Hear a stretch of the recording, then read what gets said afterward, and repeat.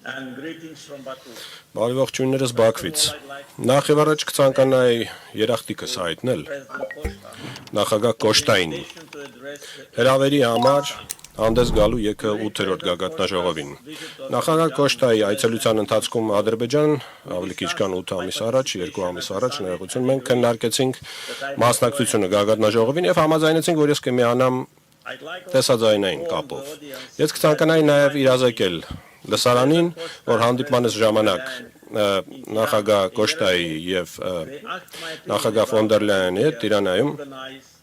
ինձ խնդրեցին կազմակերպել այս գործընթացը այնպես, որ մայիսի 22-ին խնդրեցին այնպես անել, որ ես մասնակցեմ Երևանում այս գագաթնաժողովին եւ ես 28 թվականի մայիսին իհարկե հրավիրեցի գագաթնաժողովի կազմակերպումը եւ անցկացումը Բաքվում եւ Հայաստանը դրան նույնպես աջակցեց։ Սա հստակ ցույցում է, որ իրողությունը Հայաստանի եւ Ադրբեջանի միջև իրողություն է։ Մենք ավելի քան 9 ամիս ապրում ենք արդեն եւ սովորում ենք ապրել խաղաղության մեջ։ Անցած տարվա օգոստոսին Սպիտակ տանը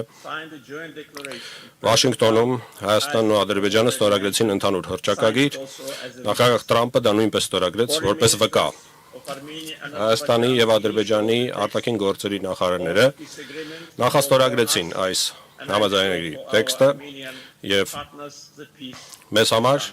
եւ վստահ եմ մեր հայ գործընկերների համար խաղաղությունն արդեն իրականություն է։ Այդ փաստից հետո Ադրբեջանը միակողմանիորեն հանեց բոլոր տարանցման սահմանափակումները, որոնք դրված էին դեռ 90-ականների սկզբին, այդ պայից ի վեր մի քանի հազար տոննա բեռ հասել է Հայաստան Ադրբեջանի տարածքով, Ադրբեջանը ել ավելի առաջ գնալով սկսել է մատակարարել մեր նավթամթերքը, մասնավորապես բենզինը եւ դիզելը, առաջին անգամ դեպի Հայաստան։ Համապատասխանաբար ստեղծելով հենք մեր առևտրային հարաբերությունների համար։ Մի քանի հազար տոննա նավթամթերք արդեն արտահանվել է դեպի Հայաստան։ Եվս մեկ ձեռքբերում խաղաղության այս օրակարգի ներքո դա փոխկապակցվածությունն է, Տրամպի ճանապարհը բարգավաճման եւ խաղաղության անցնելու է Հայաստանով դեպի Նախիջևան եւ դառնալու է Միջին Միջանցքի մի մաս։ Եվ Հայաստանը եւ Ադրբեջանը արդեն տեսնում են խաղաղության պրակտիկ օգուտները։ Այս հնարավորությունից օգտվելով ես կցանկանայի երախտիկս հայտնել Եվրահանձնաժողովին վերջինիս դիրքորոշման համար Հայաստան-Ադրբեջան խաղաղության գործընթացի նկատմամբ։ Ցավոք սրտի ոչ բոլոր եվրոպական կառույցներն են ցուցադրել նույն մոտեցումը։ Նրանցից մեկը Եվրոպական խորհրդարանն է եւ մյուսը Եվրախորհրդի խորհրդարանական վեաժողովը։ Ադրբեջանը Եվրախորհրդի անդամ է 2001 թվականի հունվարից, իդեպ որպես ադրբեջանական պատվիրակության ղեկավար այդ ժամանակ որպես խորհրդարանական ես հանդիսանում էի ՊԱՍԵ-ի ակտիվ անդամներից մեկը։ Մեր պատվիրակությունը երբեք որևէ սահմանափակումների տակ չի եղել Եվրախորհրդի կողմից մինչև 24 թվականի հունվար, սեպտեմբերին 23 թվականի Ադրբեջանն ավարտեց սեպարատիզմը Ղարաբաղում, մենք իրականացրեցինք ՄԱԿ-ի Անվտանգության խորհրդի 4 ռեզոլյուցիաներ, որոնք թղթի վրա են մնացել 30 տարի։ 4 ամիս դրանից հետո ՊԱՍԵ-ն պատժամիջոցներ կիրառեց մեր պատվիրակության նկատմամբ։ Ցավոք սրտի երկակի ստանդարտներն այսօր դարձել են աշխատավոճ ՊԱՍԵ-ի համար։ Ադրբեջանի տարածքային ամբողջականությունը նույն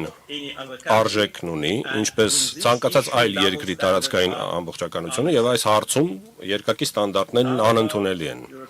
Հիմա Եվրոպական խորհրդարանի մասին։ Այս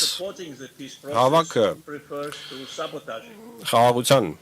գործընթացին նպաստելու փոխարեն սաբոտաժի մասին է խոսում։ 21 թվականի մայիսից 6 ամիս երկրորդ Ղարաբաղյան պատերազմի ավարտից հետո մինչև 26 թվականի ապրիլի 30-ի Եվրոպական խորհրդարանն ընդունել է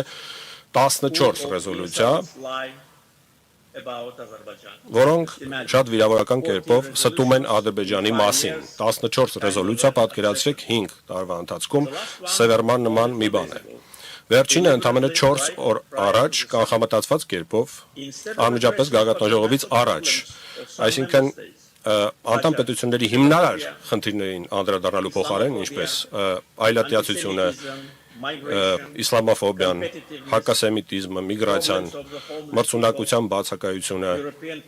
անտուն մարդկանց խնդիրները, Եվրոպական խորհրդարանը թիրախավորում է Ադրբեջանը, տարածելով զրպարտանք եւ սուտ։ Պատճառն այն է,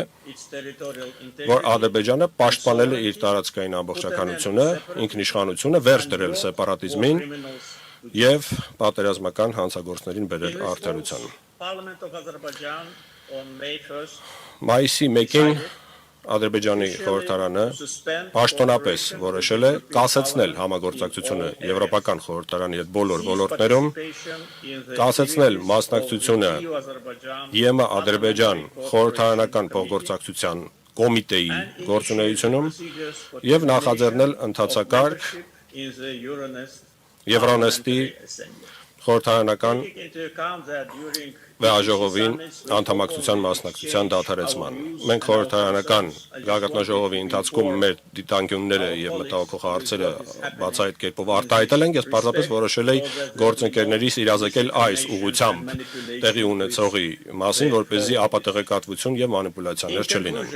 Ավարտելով, թույլ տվեք շնորհակալություն հայտնել եւ շնորհավորել